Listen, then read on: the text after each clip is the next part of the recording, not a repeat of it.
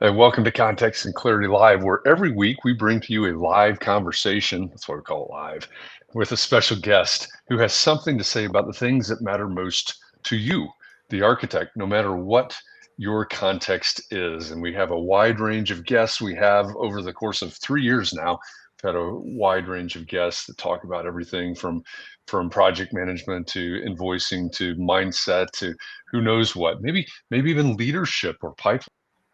We might find out today. I am joined as usual by my co-host Katie Kangas. Welcome, Katie.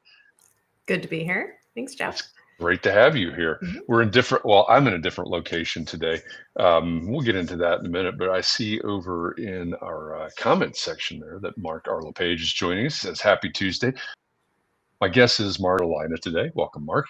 And Scott Thrift is joining us from cloudy San Francisco. Welcome, Scott. Glad you are here with us today as well. So it's a couple people joining us from Facebook. Don't see anybody from LinkedIn or Twitch or Twitter yet, but if you're on Facebook right now and you're commenting away, maybe beat Mark into the room or Scott into the room, and your comments just aren't showing up, it's because you are in a private Facebook group. And there happen to be rules. As it turns out, there are rules in life. Facebook has their share. So go to chat.restream.io/FB. And a couple of clicks later, you can give Facebook permission to let your comments out, just like Mark and Scott have done. And if you said, "Hey, I've done that in the past," those expire at some point. I have no idea what the timing of that is, but they do expire. So try it again. Chat.restream.io/FB, and that'll solve all the problems that you have in the world. We promise. So give that a shot. Let's see. Let me pop over here really quickly. So, like I said, Katie's in her normal spot. Welcome back from Minnesota, Katie. Glad you're here Thanks. from Yeah. Minnesota. Mhm. I'm in Atlanta today, which sunny Atlanta, not hot, but it's warmer than Indianapolis. I'm here because we're kicking off Shadow Summit tomorrow, which is a gathering of leaders from the AEC industry that are sort of the change makers, I guess, in terms of innovation and the direction of how we design and develop and build things. So it's going to be some fun here the next couple of days here in Atlanta.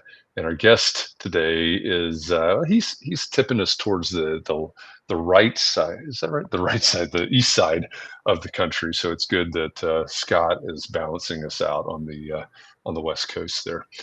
Um, we had a great conversation last week with Andrew McConnell on mindset, and just kind of thinking back through some of the guests that we've had so far in this fall season of Context and Clarity Live.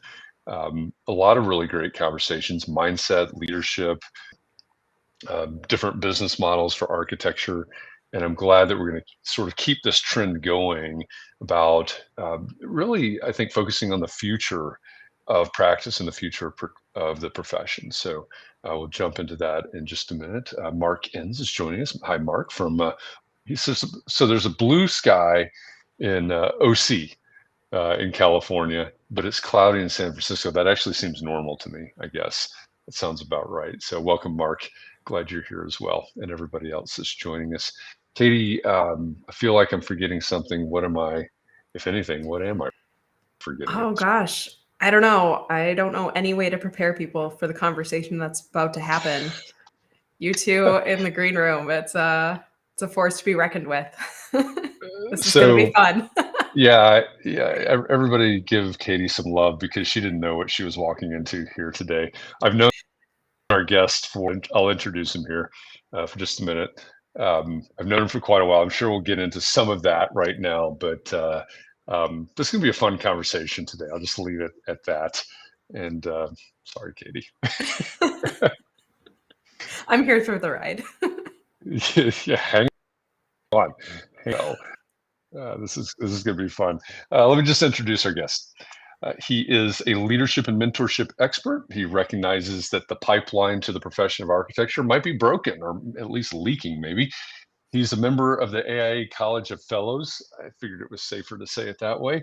He's a co-founder of the Christopher Kelley Leadership Development Program and a senior associate at Quinn Evans Ryan McEnroe, welcome to Context and Clarity Live. Thank you, Jeff. Thank you, Katie. Happy to be here. Good to see you.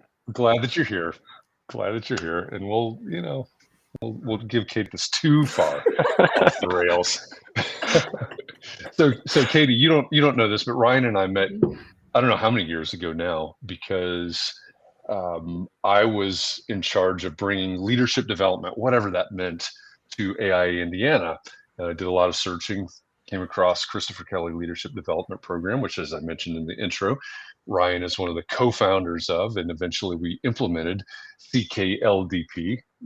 It's a little bit shorter way of saying it, but not that much easier way of saying it. We implemented that in Indiana, and I'm happy to say the Christopher Kelley Leadership Development Program is a great program.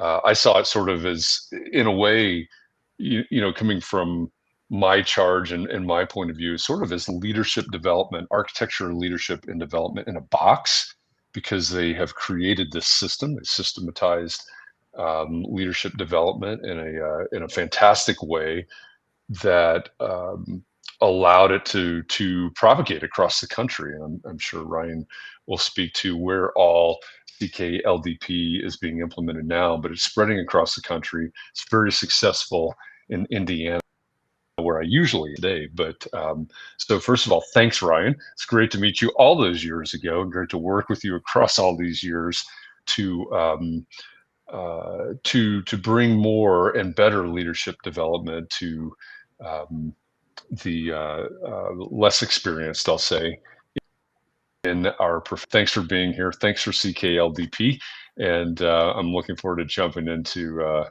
wild and woolly ride here today. Great. Well, and thanks for having me. Yeah, absolutely. When we were in the green room, or before we got started, as Katie said, about the fact, and this is personal to me too, because I dabble in educating undergrads and graduate students, but we talked about the fact that there's a pipeline problem, a pipeline to the profession problem. And you brought up this idea of sort of non-traditional routes. Should we start with what did the traditional route to architecture, what did it used to be, before we even talk about what it is now, or if there's even a way to wrangle what it is now? Sure. So, I think AIA, NCARB, the NAB, they all kind of talk about, well, the traditional path towards architecture. I've been involved in this as volunteers and leaders in each of those organizations, and I've kind of said, well, the traditional route is, you get your degree, whether it's a 5-year BArch or a 4+2 traditional undergrad and master's degree, and you come out and you get your license in due time. Let's not let it linger. And with that, I think that starts to define the traditional path towards architecture. And you say that somebody coming out of high school knows that they want to be an architect. Let's start there. Yeah. And I think that's, again, as we were talking beforehand, I mean, Katie has a story about her experience with architecture. You have one. I mean, my story is very similar to theirs, but I don't think I met an architect before I went to architecture school. I was familiar with Mike Brady. I don't know what else, but I did have the advantage, so to speak, of living sort of the second half up after my dad was transferred to Chicago.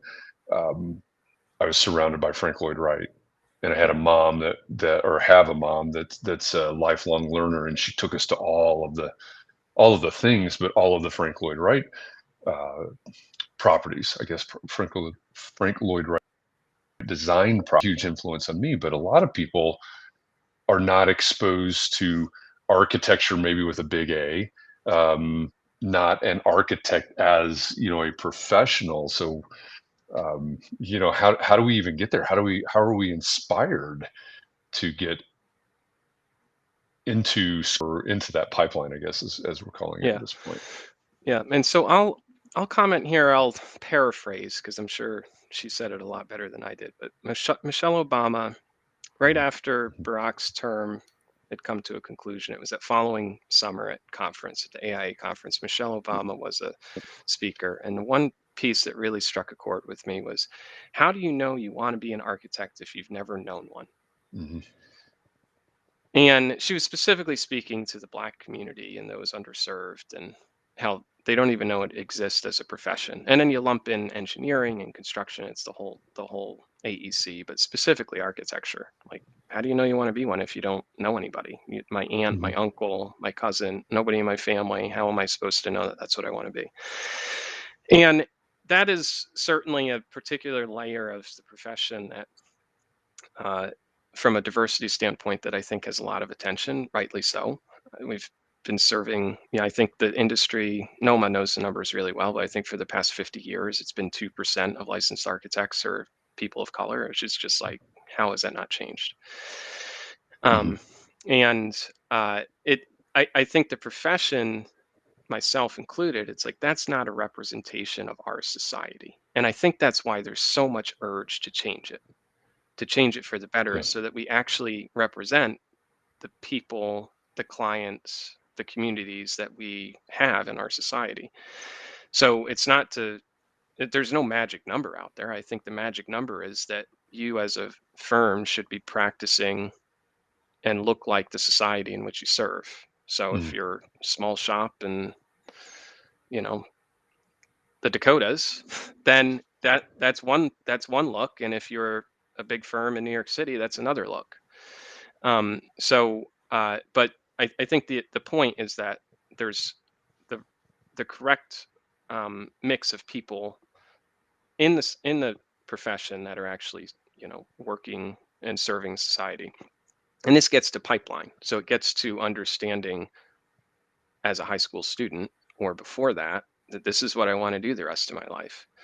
I think that the AIA and NCARB and NAB, specifically ACSA for that matter, we can group them in as well. NOMA, they've done a really good job addressing students once they're in the profession, once they're in a NAB accredited program, uh, in giving them support and finding barriers towards licensure. And there's a lot of, we're going to need more hours. There's a lot of challenges with that too. But that's at least, I feel like that's at least been addressed firm by firm, region by region. We're starting to see better progress there. The pipeline, however, really hasn't been addressed. I think there's been a lot of talk about we as a profession need to get into K through 12, and we need to inform K through 12 on what the profession is. And there's great programs, the ACE mentorship program, Mhm. architecture, construction, engineering mentorship program. There's architecture in the schools, some name a different spin-off of it. It's what we have here in Washington, D.C. through the AIA or some other nonprofit that gets architects into the curriculum 3, 4, 5 times a semester. It's Tuesdays, every other Tuesday with the architect or something of that nature. And you run a class, and it's third grade and fourth grade and sixth grade and into the high school classes to just do fun, you know, creative craft exercises with them, but letting them know that architecture even exists. Mhm. I think that's a great step. And I commend the volunteers that do that work. I don't think it's enough. Um, the problem is that it's just too few and far in between. So, um, and this isn't just about ethnic diversity. I think this goes beyond. It gets into gender and religion and age, experience. When you look at diversity of our society, it's more than just the color of one's skin. Mhm. And so, and my experience, I grew up on a farm in upstate New York. My dad's a farmer, my mom's a teacher. I got four brothers. We knew how to work. We were farm grown, dairy farm turned into an organic farm. That was our desire. That's what we knew what to do, was just to work. And when I said I wanted to be an architect, it kind of hit my parents a little out of left field. Like, where the heck's this coming from? Well, it came from a mentor. And who was that mentor? Mhm. That mentor was John Roccanova, my high school shop teacher. We were in such a small school. This is rural, upstate New York, such a small public school that, high school was also middle school. It was all together. Mm. And so I had the same shop teacher from 7 through 12. I think you only have to take 2 shop classes from a requirement at the time, anyhow. I had him every semester. We just connected. And he didn't connect with everybody, he'll admit that. But from a mentorship standpoint, we were able to connect. So I found the profession through the act of building and modeling and craft and the mortise and tenon joint. And once a plan kind of came up into section and became three-dimensional, I was like, I'm in love.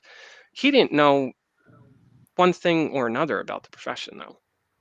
And so he just tried to make connections. He tried to figure out like how to apply. You guys would laugh at my first portfolio. I mean, it was a joke for any kind of admissions into a NAV accredited degree, but it was the best I could do. Literally, my grandmother pronounced it architecture. She could not pronounce the profession. Like we had one architect in town that served the weekenders and those that could afford an addition. There was no reason to have more than one architect in town, and there was no reason to have staff for said architect. Like, and things have changed a little bit since then. But I mean, I'm trying to paint the picture here so that there's different levels of like, finding the profession, right? And so that's how I found the profession. But I had no idea about accreditation. I had no idea about licensure. I had no idea about the financial strain that it would have. I had no idea about the financial opportunities that it would have. So there's I happen to find it, and I'm saying this as, predominant part of our culture as a white male. Like I happen to find it without too many roadblocks, but not in the smoothest path forward. I mean, my non-traditional path was to get an associate's degree, 2 years, transfer, get a bachelor's degree. Thanks, but you lose a year. Do I really want to go to grad school? Is this really what I want to do the rest of my life? Yes, I'm all in. Now I go to grad school. I had 9 years of professional education before it was all said and done. Mm.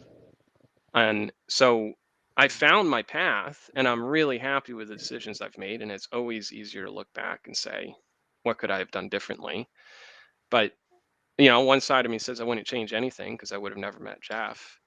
And what would I have done in my life if I'd never met Jeff? But another part of me is like, Valid question. it's a very valid question.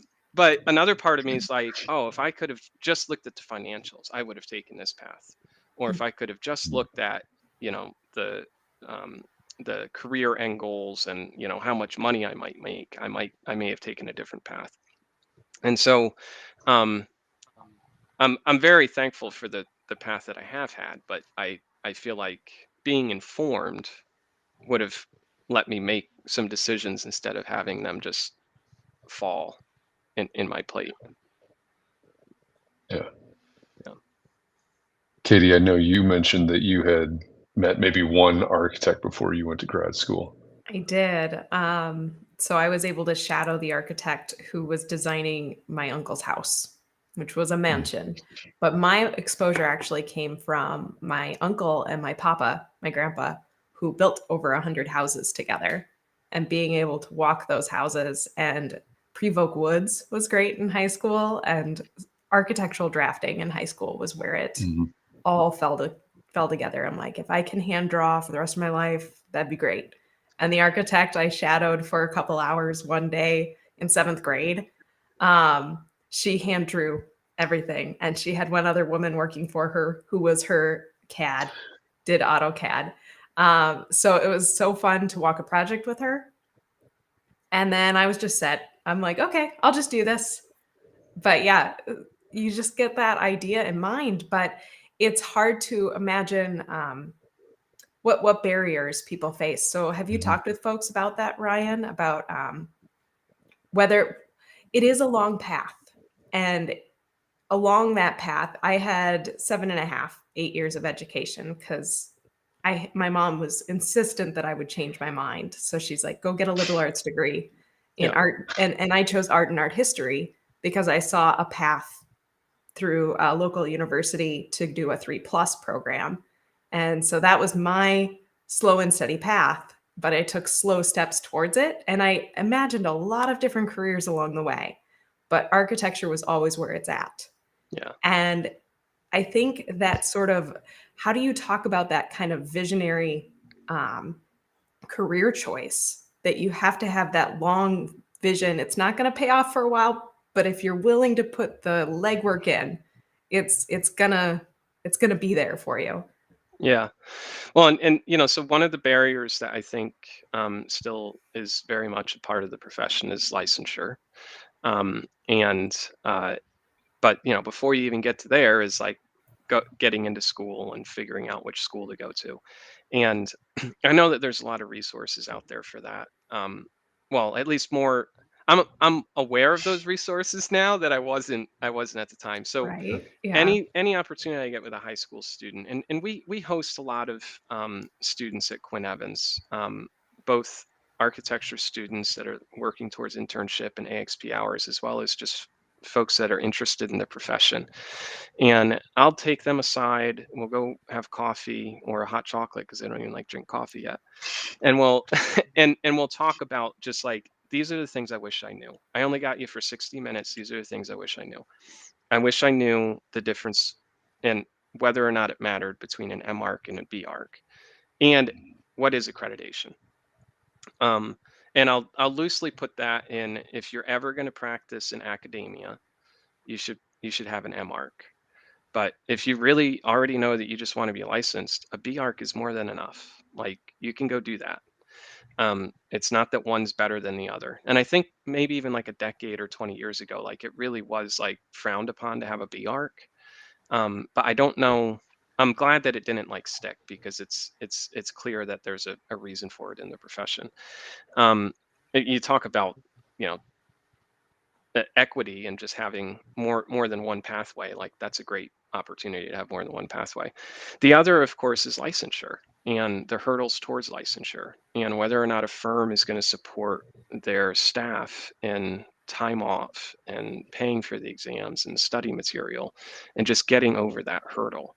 um, you combine the two together and you got NCARB's IPAL program, right?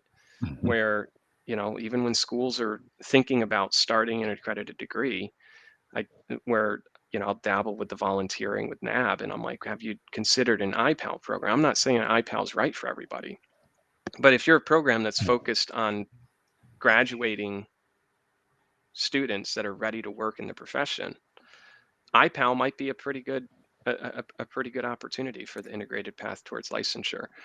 Um, and Is that what IPAL stands for? It is. IPAL is Mhm. Integrated Path Towards Architectural License. Okay. And NCARB's got a website for it. Um, at this This point, I think it's probably been around for 6 or 7 years now. the school I'm Yeah. doing a studio at this semester, they have that sort of program. They're one of Yeah. the Mm. And ones.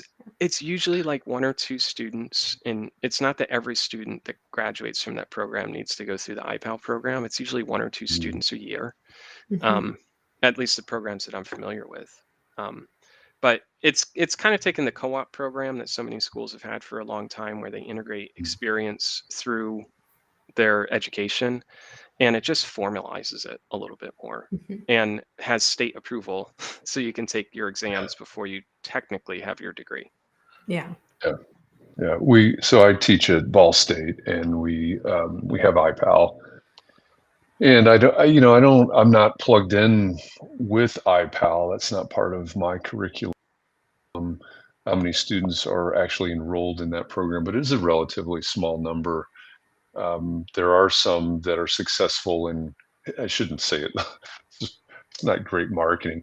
There are some that are successful in graduating through that, but it's a It's lot, right? You're it's adding a rigorous. lot on top of, yeah, yeah. And Yeah. I believe it's only our MArch students that are going through Yeah. Mm. through IPAL, because you'd have to have, you know, relatively significant amount of experience in order to check all of the boxes, right? Yeah.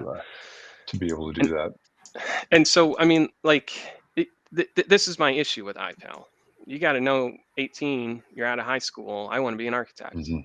And so that you can start that process.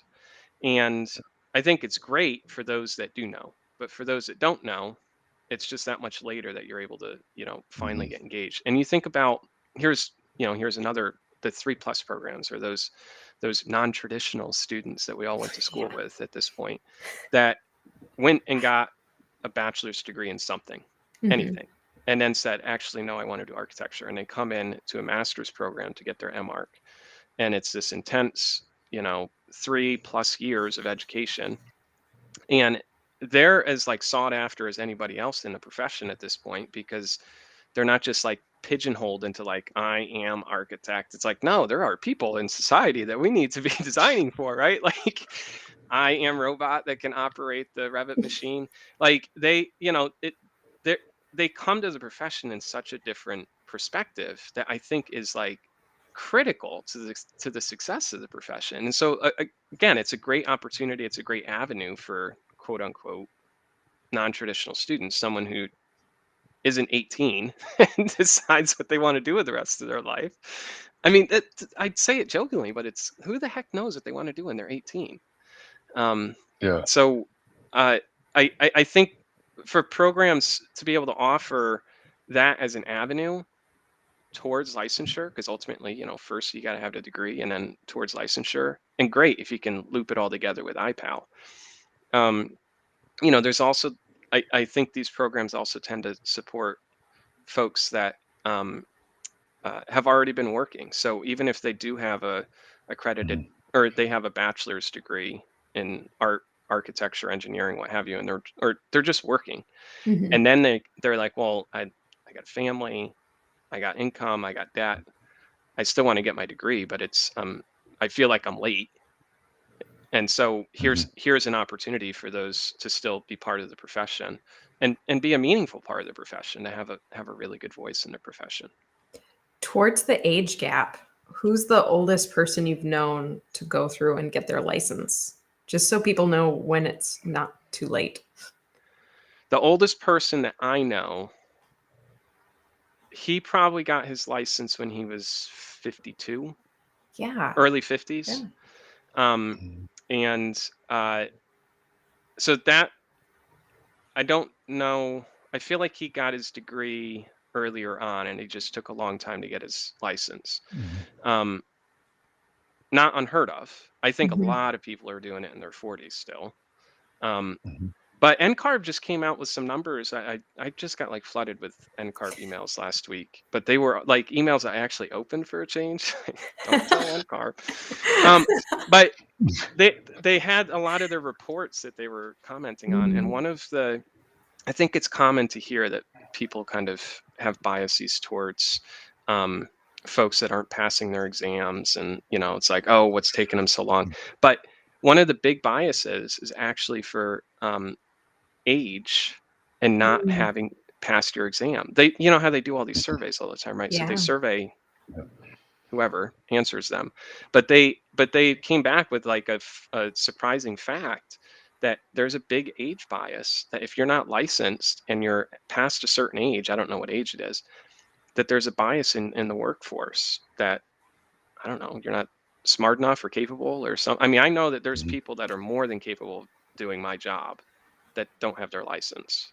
There's award-winning architects in Minnesota who can never be licensed architects in this state because of what path they took towards licensure. And so some of them are trying to tell their story and bring awareness to that fact. But that's a state-by-state issue as well. Yeah. Well, let's just blow it.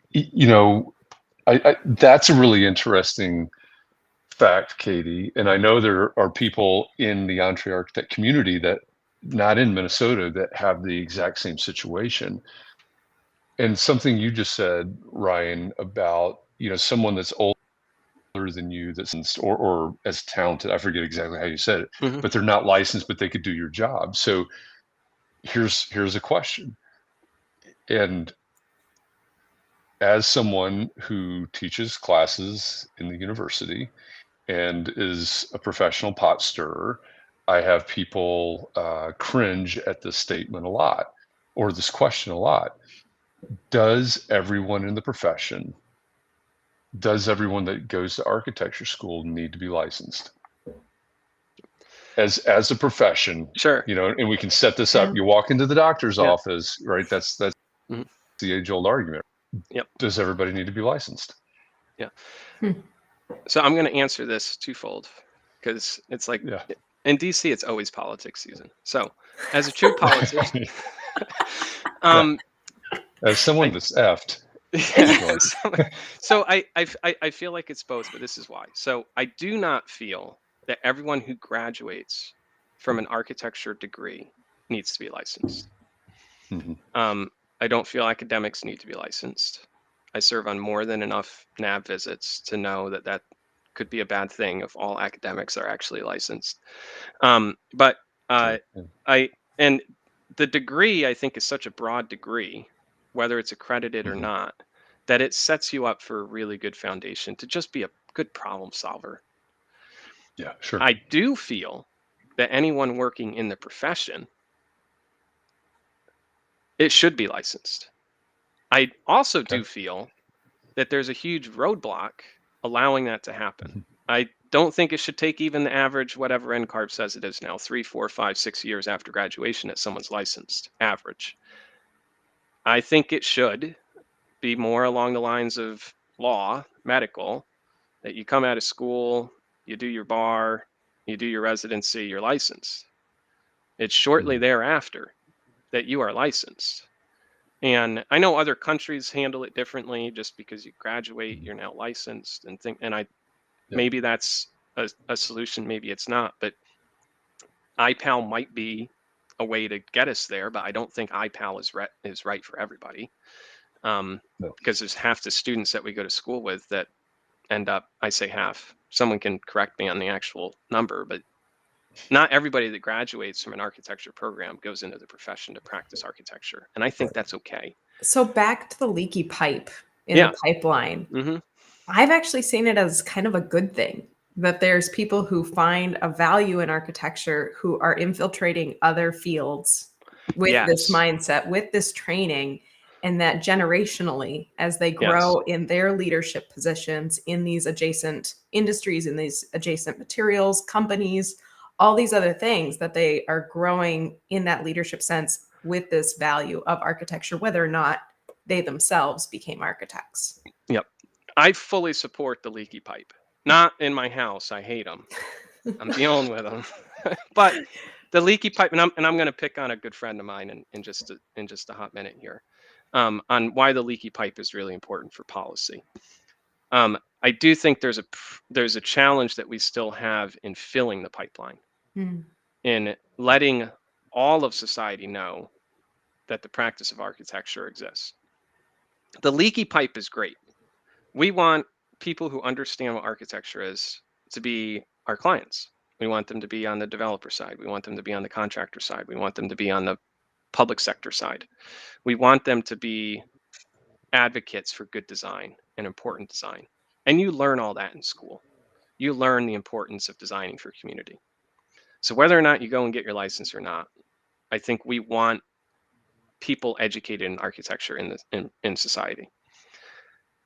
Leaky Pike example, Jacob Day. I now have to call him Secretary Jacob Day, but never to his face.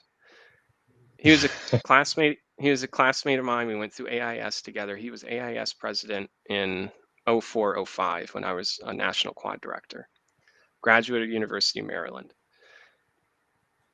He went on and I don't know, he got like 3 or 4 different master's degrees, and he's in the army, and he starts to build his resume towards policy and uh, politics. He becomes mayor of Salisbury. He does a great job as mayor of Salisbury. He's now the Secretary of Housing for the state of Maryland. And it's a great success story on why the leaky pipe works. Like, wouldn't you want the Secretary of Housing in your state to be someone who's trained in architecture? I'm pretty happy with it. As a resident of the state of Maryland, I feel like he can make more informed decisions as someone who understands the policies and practices that go into good design.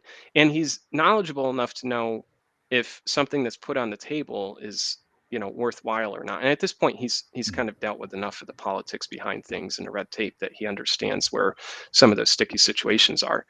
But you can't pull a quick one by him because he's too informed in that sense. So, and you can multiply that 10 times over, right? Like to have architects to advocate on your church board when you have a renovation going on, someone who's at least been educated or trained in architecture to be talking about future development of your community. Yeah, I think the leaky pipe theory, that's our new theory here. Where I am in this moment in time in my career, my focus is built environment. So it's not just architecture, it's everything. That's the summit, this conference that I'm at right now. I'm going to MC the next few days. Um, and so in my world right now, there's this intense focus that's on innovation and changing how we work, and all these different aspects of quote unquote built environments. It's broader than the architecture office per se. And so yeah, there's absolutely we need lots of leaky pipe.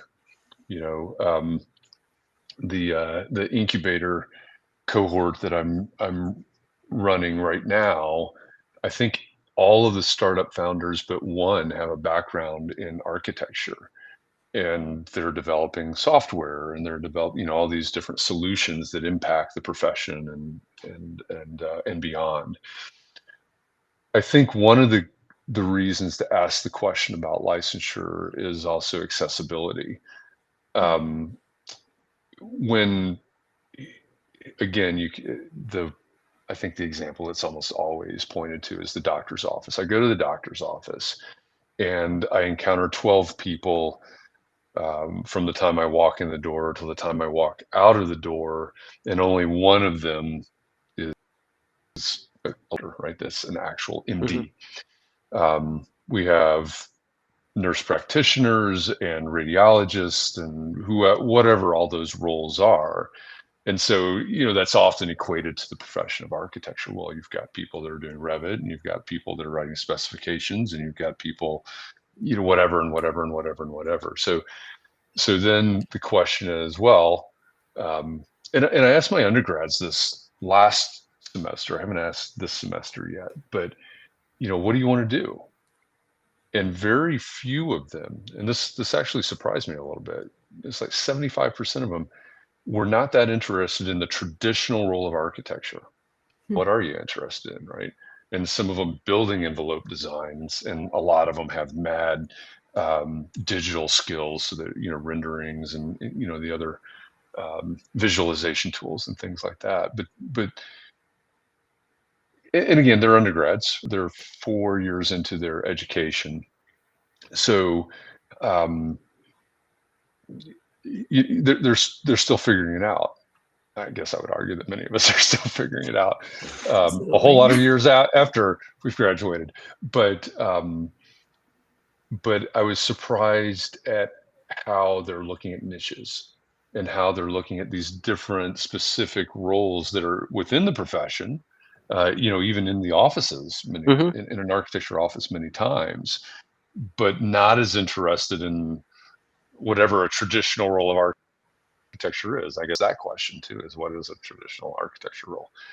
But does it make sense to walk into an architecture office and say, hey, like when I worked at large firms, there's one person in the office stamping plans, right? There's only, we can get into risk management and all of that, right?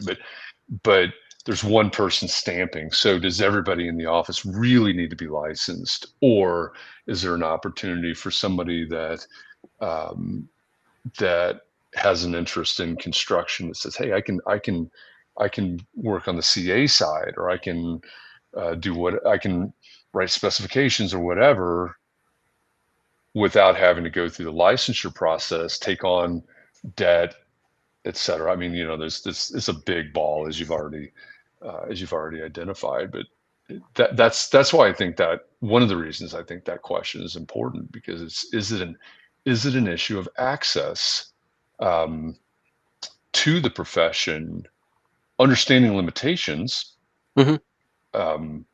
but can we get to the profession without having to, Erica's talking about and Scott also, right? BARC 90. I look at students now, having one in college and one that's headed to college, that are going to places that cost $72,000 a year. For what? Right? If I go to a school and pay $72,000 a year, and I graduate with a BARC or an MARC, right? The numbers, that's $250,000. Easy, quick math. What's Clint Evans going to pay me? Right. How do I ever pay off $250,000, let alone time for studying, et cetera? Yeah. I obviously there's a lot of questions there. I don't Yeah. even know what the question is, but well, I think part of this, and I'm reading Erica's comment here as well. I feel that part of this gets to the question of licensure, and why was I so abrupt to say that I think that everybody in the profession, once you're practicing in the profession, should have a license? I don't think it's the person that's actually stamping the drawings. I don't know how that ever changes. I mean, I feel like every office does it a little bit differently. We do it where all principals in charge stamp. So it's not one person, but it's the principal in charge. But it's still like takes you years to get to that position. They actually at least oversee the work, which I feel better about than other offices I've been in where it's like, who are you? But you're stamping this. Okay. So the reason I feel that you should be licensed is so that you can, I feel that it shouldn't be what is currently the hurdle to get to licensure. So let me kind of back that off, because I think that from an equity standpoint, from a cost of education and getting to that point, you start to very quickly limit who in society you're going to be able to reach, right? Yeah, So definitely. I think it's important because when we're put in front of clients and community, that we can show that we are a professional doing this work. Yeah. And you can call upon us because we are qualified to do this work. So that's where I come from that. In smaller firms, and Katie, you can probably speak to this, but my experience in smaller firms, like that is where I would say is you're doing little bits of everything, both project types as well as like what you're doing on a project. You're doing the bathroom details, you're doing the sections, the specs, you're doing it all. You're doing the marketing. And once you get into larger firms, you start to become specialized in pieces. And you're the envelope person, or you're the masonry, or I'm the site person. And so I start to address site comments. And you as you do that, you learn more and you develop more of that skill set. Don't ask me to put a window detail together. My buildings are going to leak. I'll admit it. My colleagues got that covered. Frank Lloyd Wright.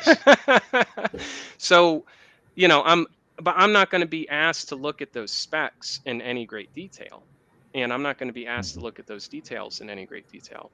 My colleagues have that covered. But when it comes to the site and the civil and geothermal and that type of coordination, then I have it covered. And I feel very capable and competent in that regards. So I think because of the specialty, that's where there's opportunities for professional advancement. Like, I don't know, you talk about being 18. You want to be a spec writer the rest of your life? Like, what is spec writing? Or do you want to do contracts the rest of your life? Do you want to do contracts for an architecture firm? Like, where is this at the career fair, right? And so I think these are positions that people fall into because, one, they've developed a specialty towards it, and two, they have interest in it. Personally, I have developed interest and a bit of a rapport in contracts and negotiate. Who the heck, I'm not a lawyer, but like I know just enough to, I don't even want to say like be lethal, but like, I know just enough to like have a good position at the table. And at this point, I've had enough experience where it's not my first time, where you just feel like Bambi on ice your first time. You're just like, I don't feel comfortable at all. And then you get into it a few times. Well, guess what? Every small firm owner does their contracts, right? Like Katie does her own contracts. I'm sure of it, right? Like you have to. You get into a big firm, you don't have to do contracts anymore. because that's somebody else's job. And so, or specs is another prime example. Like, when did we even develop spec writers? But there are like certain firms that do a really good job with spec writing, but they Hmm. don't know much about the project because they're not actually working on it. And they like interview you to learn about the Yep. project. And then they write a really good spec that holds up in the court of law and covers you during CA. So there's a there's a benefit to that. And again, this is where I'm saying, like, from a professional standpoint, I feel like that it's important to be able to say, like, no, I'm a qualified person that should be doing this work, as opposed to someone who might just be interested, someone that doesn't have any education and that doesn't have Yeah. and Yeah. only has experience. There's ways to get there, and NCARB, continues to support that, but it's a much bigger, loops to have to jump through to just show it through experience. It's Sorry, go ahead. yeah, it's like swimming in an ocean though. Once you get past the name architecture, like you learn about all of these things, and we talk about that K through 12 pipeline that we started with. It's so hard to communicate that. So just like meeting one architect, that doesn't represent even like 1% of what architects do when you only meet one person. If they describe their day to day, it's so challenging to explain it. I feel like engineers have done a bit better of a job. There's some great personalities on YouTube like Mark Rober and Smarter Every Day who are like former NASA engineers now making it accessible to children, and they're engaging them in that problem solving that I think is really elevating engineering a lot. There's the whole STEAM and STEM movement that Hmm. architects missed out on somehow. But I think we like for going back to that K through 12, like that start of the pipeline, what are some thoughts or ideas about how each of us can be kind of growing the profession or growing awareness at this young age? Yeah. Yeah. Great. You've recognized the problem. How do you fix it? Right? So Right? and I don't know if this is the solution, but I think it's part of the solution. And maybe this helped, Jeff. I'll tie it back to Christopher Kelley. Yeah. So the reason that the Christopher Kelley Leadership Development Program, in my humble opinion, is so successful, it's now got 12 chapters throughout the country. For those of you on the West Coast, Silicon Valley's applications are currently open, AIA.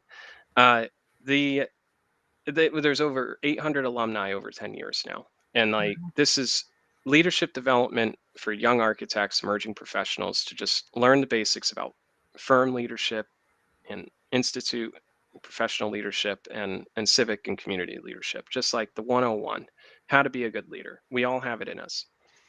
The reason it's successful is because it's a grassroots movement.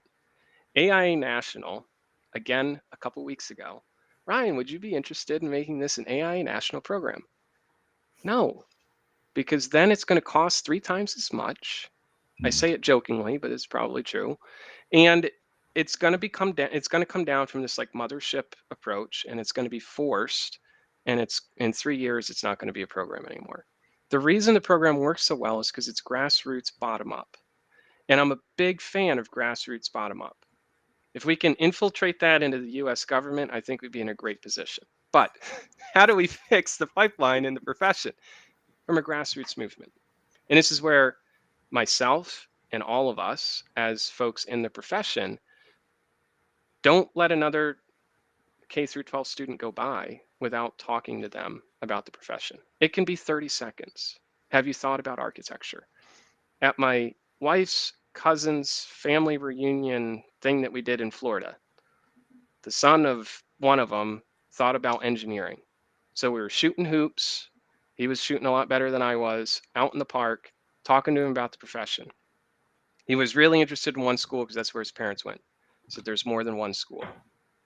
We had a conversation about it.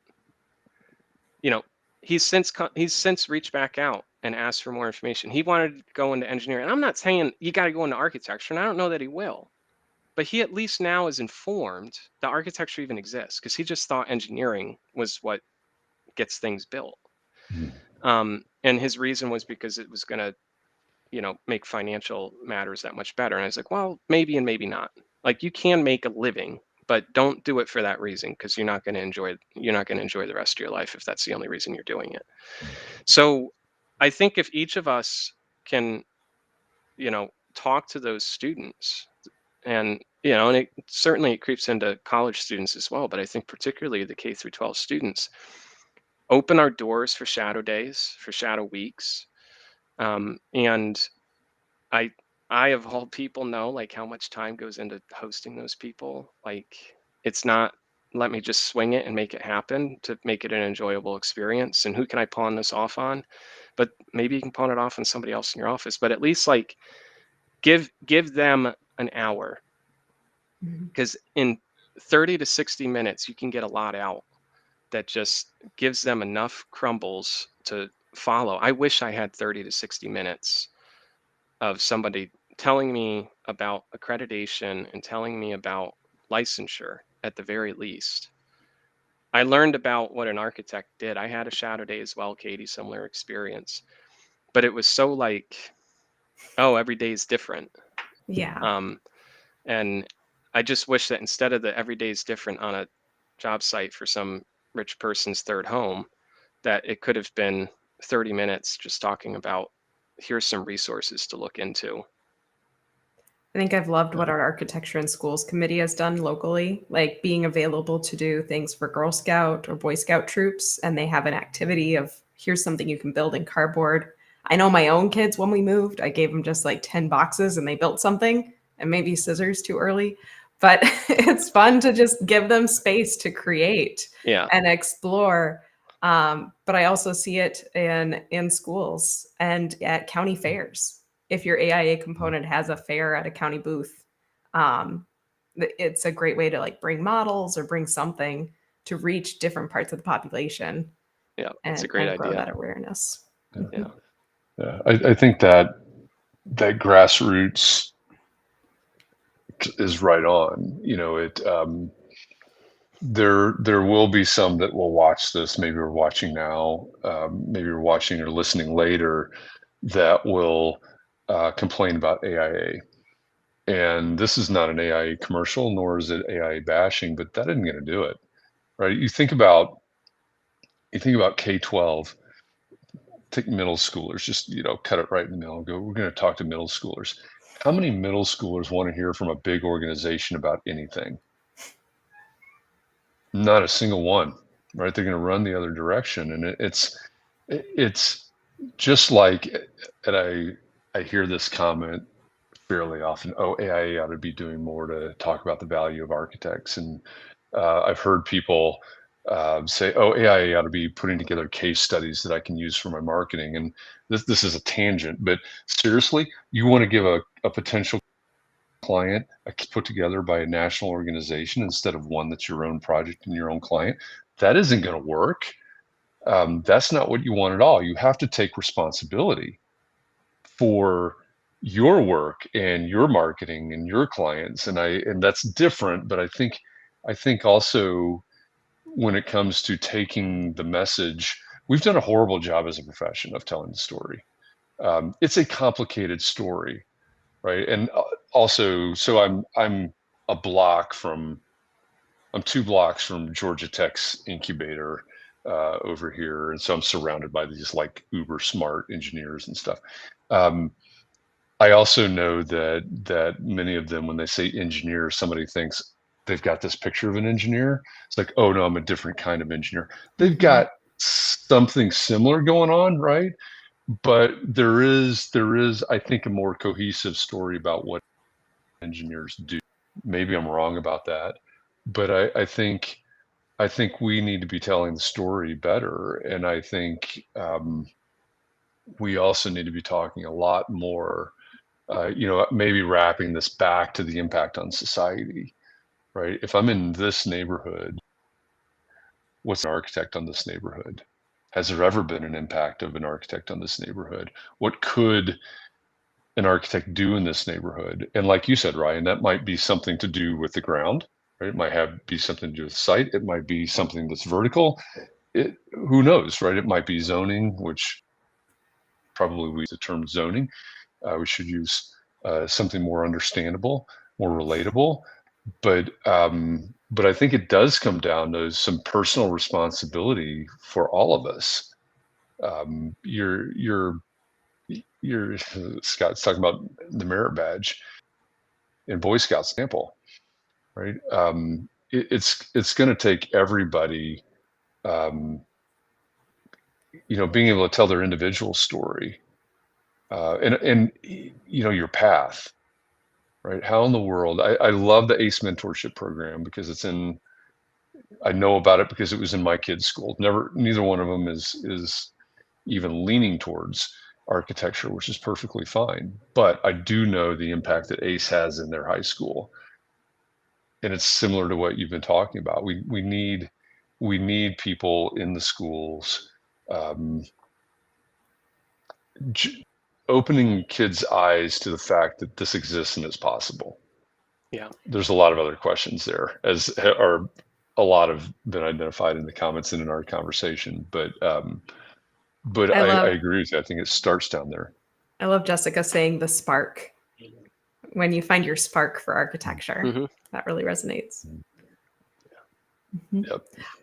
I think also, Ryan, when you start to talk about those different professions within the profession, these different channels of expertise, whether it's technical or management or marketing or business or architecture, just doing a good drawing set, building an awareness of that instead of like a traditional pyramid king of the hill sort of got to make it to the top.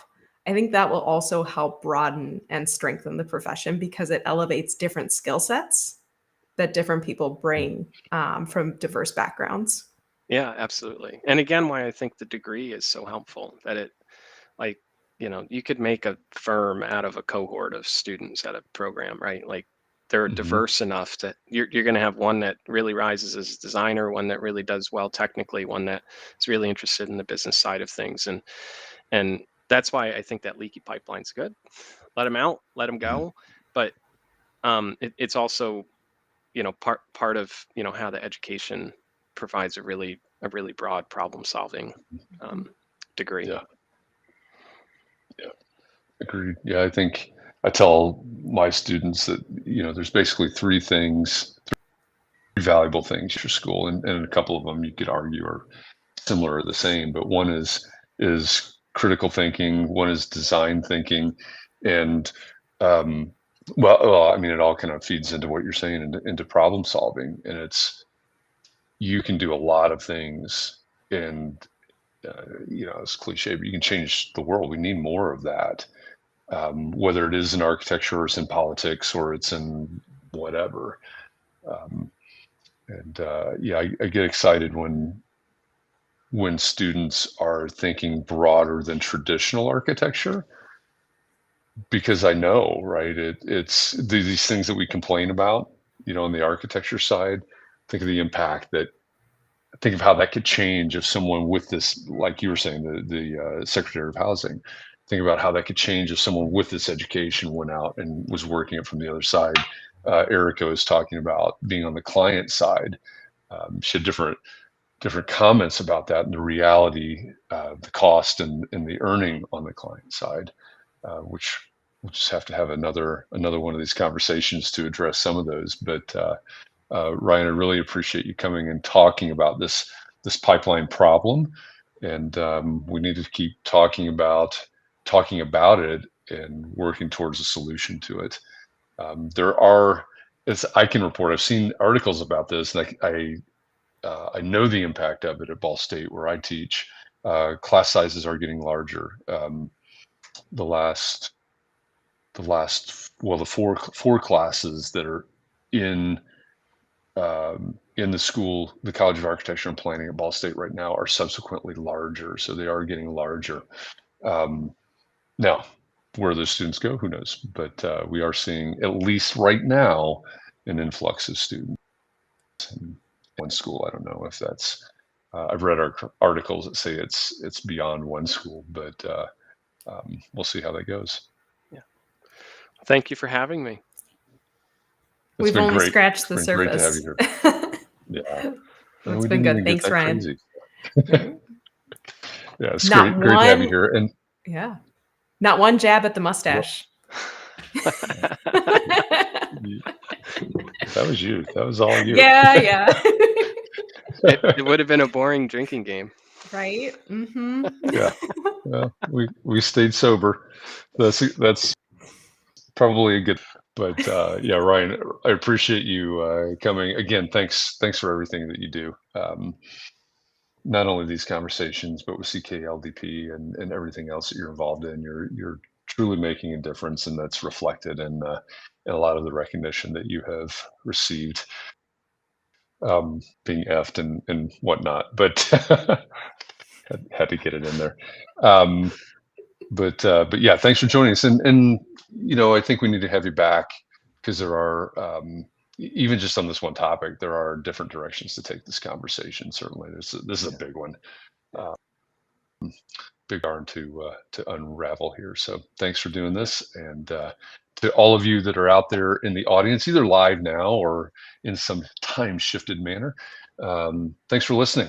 Let us know what you think about these conversations. I know right out of the bat we saw, or right out of the gate, we saw people saying this is a conversation that needs to happen. So thank you for that. Share this wherever you're listening to it, watching it, whatever. Right now, share it so other people can get involved in this conversation. And we'll be back again next week, 2 p.m. Eastern, on Tuesday at 2 p.m. Eastern, with our next episode, next conversation of Context and Clarity Live. We're getting close now. We're October. We've probably got, what, 3 or 4 more weeks, I guess, left in this this fall season of Context and Clarity Live. So thanks for being here. Again, thanks, Ryan. Thanks, Katie. Thanks to all of you. And we'll see you again next week. Thanks, everybody.